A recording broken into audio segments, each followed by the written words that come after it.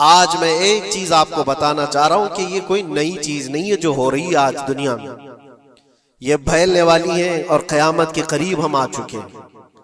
हो सकता है दुनिया पूरी जंगों के लपेट में हो, जो रसूल पाक सल्लल्लाहु अलैहि वसल्लम ने इरशाद फरमाया, कत्ल इतना बढ़ जाएगा कि 100 लोग हों तो 99 मर जाएंगे, एक बच जाएगा। कत्ल इतना बढ़ जाएगा, ये जंग की आग हो सकता है आसपास सब फैल जाए, जिसकी वजह से इस वबा में, इस बला में सब मुलव्विस होने लग जाएंगे। और एक बात ये भी याद रखो, चाहे जैसी भी हुकूमत हो, तारीख पूरी उठा करके देखना, जुल्म के बाद जो गुरूर और तकब्बुर में आकर फिरौन बनने की कोशिश करता है, उसका अंजाम अल्लाह ताला बहुत भयानक फरमाता है, बहुत भयानक अंजाम होता है। अब के जालिम भी अपने अंजाम के बहुत करीब आ चुके हैं। इन्होंने जुल्म इतना किया है, वो बच्चों की आहें, वो औरतों की चीखें क्या बारगाह रब्बुल इज्जत में ना पहुंची होंगी। रब तबारक व तआला खुद फरमाता है, सयअलमुल लज़ीना ज़लमू अय्य मुनक़लिबिन यनक़लिबून, अनक़रीब जालिम ये देख लेंगे कि किस पलटी में अल्लाह ताला उन्हें गिराने वाला है।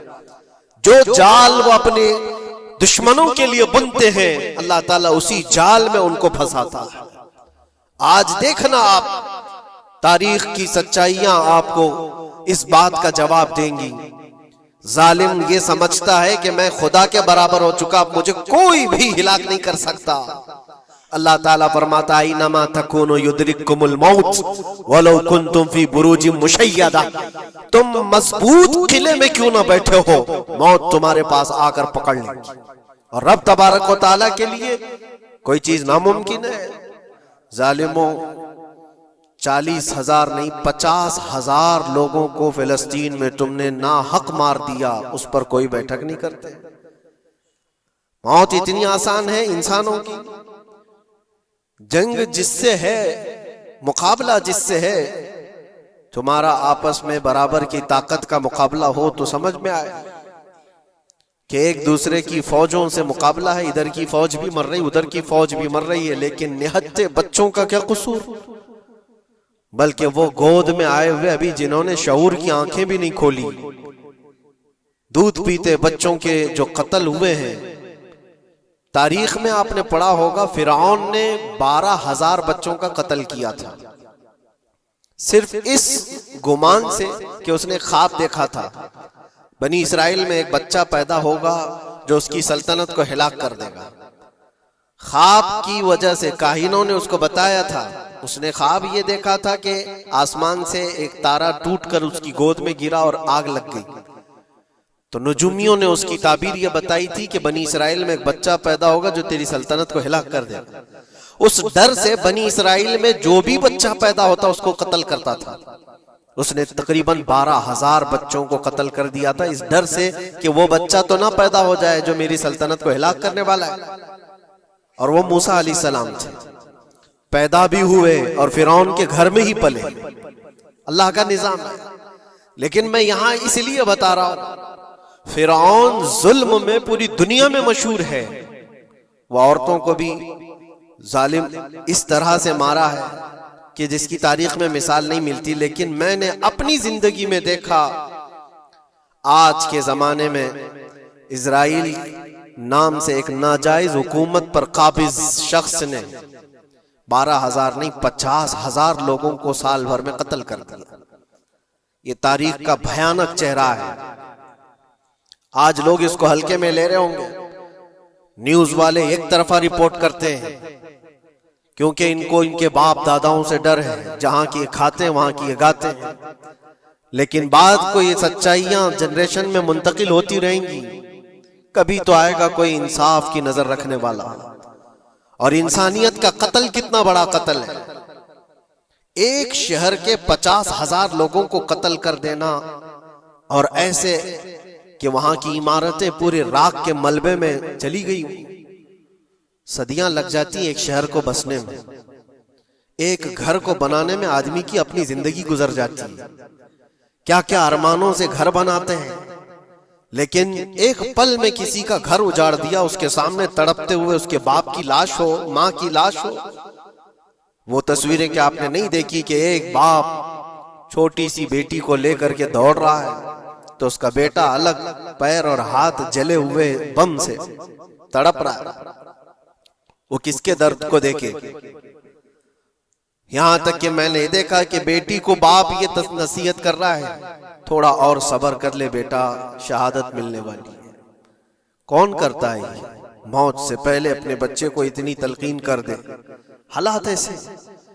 दूसरे एक कि वहां पर खाने पीने की ऐड कोई जा नहीं सकती, उस पर पाबंदी, दवाइयां ना जाए उस पर पाबंदी। दुनिया का कोई कानून इस चीज को जायज ठहराता है? मुझे बताओ, आतंकवाद का राग अलापने वाले इन बातों को क्या कहेंगे? इंसानियत अगर कहीं है तो उसका तस्वुर तो करो। किसी के फंडामेंटल राइट्स होते हैं, बेसिक राइट्स होते हैं, खाना पीना ये उसका इंसानी हक है। दुश्मनी तुमसे जिनकी है उनके साथ मुकाबला करो, आम शहरियों के साथ नहीं। मुखबिर सादिक रसूल अकरम सल्लल्लाहु तआला अलैहि वसल्लम की तालीमात देखो। जिहाद को लेकर जो प्रोपेगेंडा तुम फैलाते हो और हर चीज को जिहाद का लफ्ज दे करके एक ऐसा नैरेटिव क्रिएट करते हो कि लोगों के दिमाग में एक प्रोपेगेंडा फैल जाए। आओ मैं तुम्हें सुनाता हूँ, रसूल पाक सल्लल्लाहु तआला अलैहि वसल्लम जब सहाबा जिहाद में जाते तो उनको किन बातों की तलकीन करते थे। सबसे पहले मुजाहिदीन सहाबा से कहते, जिस जगह तुम जा रहे हो मुकाबला तुम्हारा जिनके साथ है उन्हीं से मुकाबला करना। जो तुम्हारे खिलाफ तलवार उठाए उसके खिलाफ तुम तलवार उठाओ, और रास्तों पर बैठे हुए बूढ़ों को हाथ ना लगाना, किसी औरत के साथ छेड़छाड़ ना हो, हामला औरतें अगर कैद में आ जाएं तो उन्हें छोड़ देना। ये हुजूर पाक सल्लल्लाहु अलैहि वसल्लम की तालीमात है। हत्ता के रसूल करीम सल्लल्लाहु अलैहि वसल्लम ने फरमाया, जिस शहर में तुम्हारा गलबा हो जाए, तुम गालिब आ गए वहां की फौज पर, तो वहां के रहने वालों के बच्चों को ना जुल्म करना, उनको ना पकड़ना। फिर तालीमात में ये है, वो चाहे जिस मजहब के भी लोग हैं उनके माबदों को, उनकी इबादत गाहों को खत्म नहीं करना, उनकी इबादत गाहों को तोड़ फोड़ ना करना जिस शहर में तुम जा रहे हो।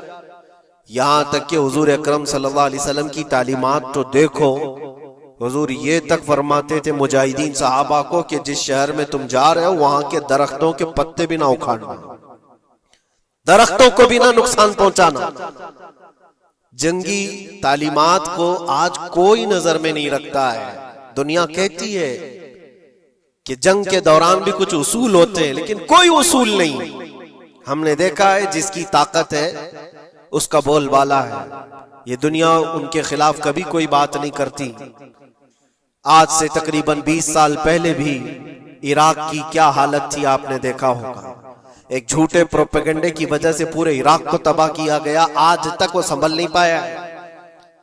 न्यूक्लियर पावर इराक के अंदर मौजूद है, उसके रिएक्टर वहां पर मौजूद है, क्या क्या चीजें उस जमाने में फैलाई गई। सोशल मीडिया तो नहीं था उतना, दुनिया ने ये मान लिया कि हाँ दादा कह रहा है तो होगा, और हमला किया इसी बुनियाद पर। 20 साल हो गए, आज तक इराक में कोई न्यूक्लियर पावर प्लांट नहीं नजर आया, कहीं नहीं। एक झूठे प्रोपेगेंडे की वजह से वहां के कितने लाख लोगों को बेघर होना पड़ा है पता है। कुछ जगह ऐसी हैं जहां बम बरसाए गए, आज तक वहां कोई सब्जा नहीं उगता, कोई वहां पर फसल नहीं होती। मैंने खुद अपनी आंखों से देखा एक नया मैदान जिसपे लोग फुटबॉल खेलते थे, चंद सालों के बाद देखो तो पूरा मैदान कब्रों से भरा हुआ है। कब्रें हैं वहां पर, पूरी कब्रें। लोगों को जनाजा उठाने के लिए लोग नहीं मिलते हैं। मौत इतनी आम कर दी गई थी, इन बातों को कोई कहता है? आपने सुना कभी अबू गुरैब जेल के मुतालिक? कैदियों के साथ जो वहशियाना सलूक किया इन गोरों ने, अल्लाह की पनाह, बहुत सख्त किस्म के, दुनिया में बदनामे जमाना जेल उसको कहा जाता है। हर तरह की वहां पर कैदियों के साथ आजमाइशें हुई, हर तरह की। उन पर कुत्ते छोड़ देना, उनकी शर्मगाहें काटना, उन पर पेशाब करना, हर चीज जो इंसानियत सोज है, इंसानियत को जला देने वाली, ये सारी हरकतें की गई। दुनिया खामोश है उस सिलसिले में। क्यों? सुपर पावर के 1000 गुना भी हजम कर लिए जाते हैं। छोटा मुल्क या गरीब आदमी कोई बात करे तो सारे उस पर टूट पड़ते हैं।